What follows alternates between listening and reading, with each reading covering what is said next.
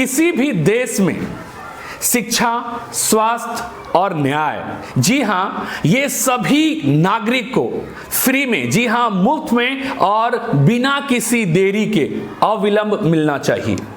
आज हमारे पूरे देश में ऐसा माहौल बनाया जा रहा है कि जो सरकारी चीजें हैं वो अच्छा परफॉर्म नहीं कर रही है, और कहीं ना कहीं ये बात सच भी है। आज हम बात करेंगे सरकारी विद्यालय के बारे में। आज पूरे देश में एक ऐसा माहौल बन गया है कि सरकारी विद्यालय में पढ़ाई नहीं होता है, और कहीं ना कहीं ये चीज दिख भी रहा है।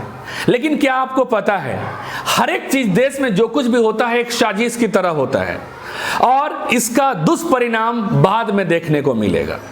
अगर मैं अपनी बात करूं तो मैं भी अपनी 12वीं तक की पढ़ाई, जी हां, 10+2 तक की पढ़ाई सरकारी विद्यालय और कॉलेजों से किया है, जी हां।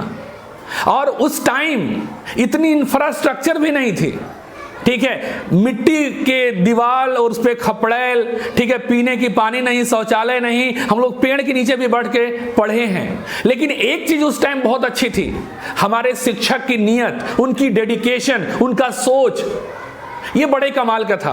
अगर हमें कोई चीज नहीं समझ आता था स्कूल में, वो बोल देते थे कि बेटा आप घर पे आ जाना, हमसे समझ के पढ़ के आज चले जाना। वो ट्यूशन में भरोसा नहीं करते थे, वो पैसे नहीं लेते थे, वो एक्स्ट्रा टाइम देने के लिए तैयार रहते थे।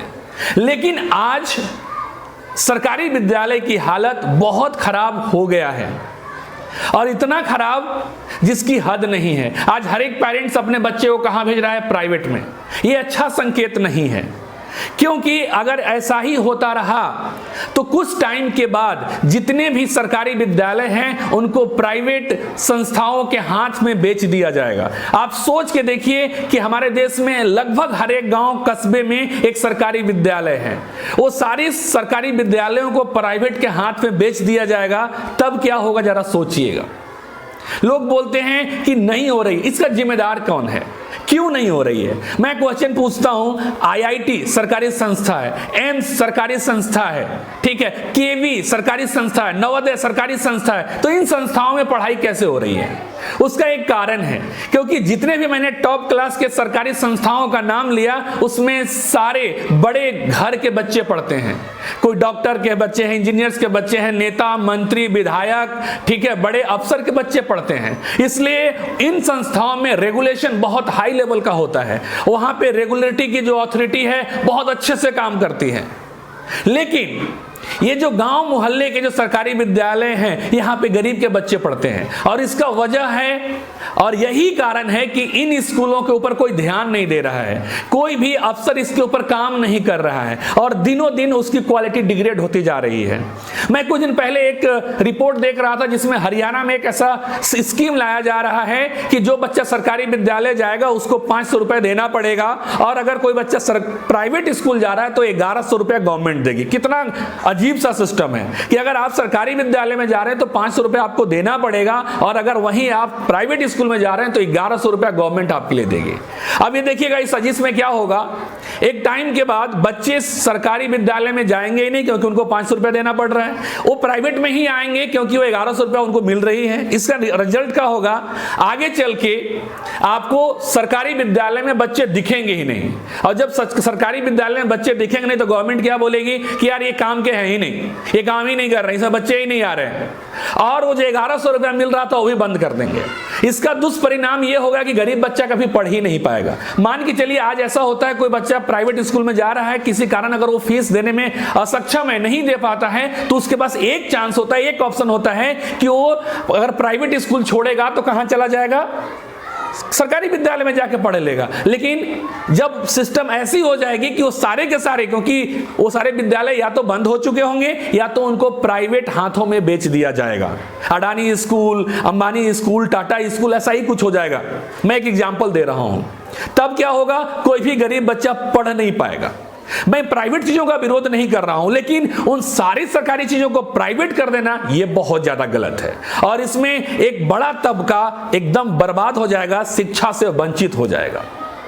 और हम सब प्राइवेटाइजेशन कि जरूरतों को समझते तो हैं, लेकिन हर एक जगह पे जरूरी नहीं है। अगर एरोप्लेन का होता है, एयरपोर्ट का होता है तो ज्यादा फर्क नहीं पड़ता, क्योंकि उसमें अमीर लोग ट्रैवल करते हैं। अगर 10,000 की फेयर जो भाड़ा है, अगर 15,000 हो जाए, 20,000 हो जाए, कोई फर्क नहीं पड़ता। लेकिन इन सरकारी विद्यालयों में गरीब के बच्चे पढ़ते हैं, अगर इनका टेक केयर नहीं किया गया तो सब गड़बड़ हो जाएगा। क्योंकि हम आपको पूछना चाहते हैं, क्यों कोई सरकारी चीजें जो घाटे में चल रही थी सालों से, अचानक से जब वो प्राइवेट हाथ में आता है तो अचानक से प्रॉफिट में कैसे आ जाता है?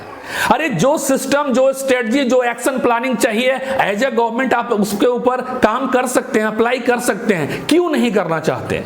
या तो आपकी साजिश है, आप उसके ऊपर एक्शन ही नहीं लेना चाहते हैं। क्योंकि अगर आप एक्शन लेंगे, प्रॉपर मॉनिटरिंग करेंगे, तो सरकारी विद्यालयों में भी पढ़ाई होगी। आप प्राइवेट हॉस्पिटल देख लीजिए और सरकारी हॉस्पिटल देख लीजिए, मॉनिटरिंग की कमी की वजह से प्राइवेट वाले लूट लेते हैं, खूब लूटते हैं। सरकारी में वो सुविधा ही नहीं है, लोगों को क्या करें, उनके पास बहुत समस्या है, वो मजबूर होके प्राइवेट में जाते हैं। अगर सारी चीजें अच्छी होंगी तो कोई दिक्कत ही नहीं होगा। अरे हम अमेरिका जैसे डेवलप कंट्री की भी बात करें तो वहां भी टॉप क्लास के संस्थाएं चल रही हैं। जी हाँ, मैं शिक्षण संस्थान की बात कर रहा हूं। टॉप क्लास की स्कूल से जो कि सरकारी है, बच्चे फ्री में पढ़ रहे हैं वहां पे। तो हमें भी इस बात के ऊपर सोचने की जरूरत है, मॉनिटरिंग करने की जरूरत है। आप बिहार में ही मैंने 2-3 महीने की आप देखिए रिपोर्ट, के पाठक ने कमाल किया है ना। बिहार में कुछ ऐसे विद्यालय थे, कुछ ऐसे जगहों पे जो बरसात के दिनों में पानी की वजह से 3-3 महीना तक नहीं खुलता था, और के पाठक की मॉनिटरिंग और उनके खौफ की वजह से लोग पानी में भी आके स्कूल खोल रहे हैं, चला रहे हैं, और बच्चे भी आ रहे हैं। इसको बोलते हैं डेडिकेशन। क्या ऐसे बहुत सारे के पाठक काम नहीं कर सकते अलग अलग देश के हिस्सों में इन सरकारी विद्यालयों के लिए, जहां पे गरीब के बच्चे पढ़ते हैं, उनका भी भला हो पाए? भाई साहब, प्राइवेटाइजेशन हमेशा सही नहीं होता है। आप एग्जाम्पल आपको मैं देता हूं, आप समझिएगा इस चीज से। जब हमारे देश में BSNL हुआ करती थी, लोग कितने अच्छे से सिम उसका एंजॉय कर रहे थे। आज हमारे देश में सिर्फ 2 टेलीकॉम कंपनियां हैं। कौन कौन सी? जियो और एयरटेल। और इन सिर्फ जियो और एयरटेल ये प्राइवेट कंपनियां हैं। BSNL तो बर्बादी हो चुका है भाई साहब, नहीं लगेगा, क्योंकि लोग उसके ऊपर ध्यान ही नहीं दिया, उसको खत्म कर दिया लोगों ने।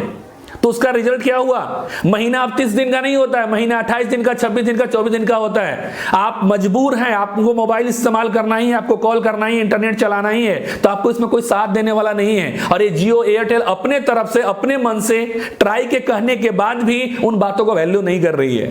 तो ये दुष्प्रभाव होता है प्राइवेटाइजेशन का। हर एक चीज प्राइवेट हो जाएगा देश में तो एक तबका, एक जो बहुत गरीब क्षेत्र है और उसमें रहने वाले लोग, उनके लिए बहुत ज्यादा समस्या हो जाएगी।